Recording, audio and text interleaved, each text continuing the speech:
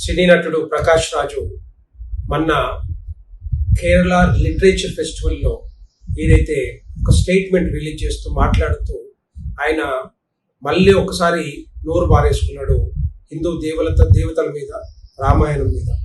ముఖ్యంగా ఆయన ఏం మాట్లాడాడు?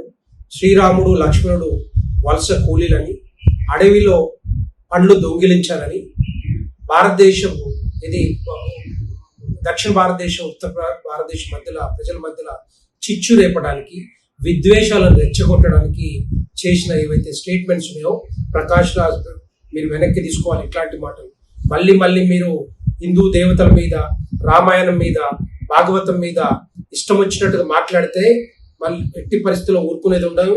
నువ్వు ఎట్టి పరిస్థితుల్లో బిడ్డ తెలంగాణలో కూడా ఉండలేవు. ఇక్కడ నువ్వు అనుకుంటున్నావో అంత ఈజీగా వదిలిపెట్టే ప్రసక్తి ఉండదు. అదేవిధంగా ఏదైతే కోట్లాది మంది మనోభావాలను దెబ్బతీసేటట్టుగా, రామాయణం మహాభారతం మీద కించపరిచేటట్టుగా, కోట్లాది మంది గౌరవాన్ని కించపరిచే విధంగా మాట్లాడడం అంటే ఎట్టి పరిస్థితుల్లో ఊరుకునేది లేదు. దాన్ని ఎట్టి పరిస్థితుల్లో వెనక్కి తీసుకోవాలి, దానికి క్షమాపణ చెప్పాలి. మళ్ళీ ఒక్కసారి మాట్లాడితే మాత్రం హిందూ ప్రజలు ఊరుకునే ప్రసక్తి లేదు. శ్రీరాముని, లక్ష్మణ్ని ఒక ఆరాధ్య దైవంగా కొలుచుకుంటారు. వాళ్ళ మనోభావాలను దెబ్బతీసే విధంగా నువ్వు మాట్లాడుతున్నావు. ఎట్టి పరిస్థితుల్లో హైదరాబాద్ లో కూడా నువ్వు ఉండలేవు.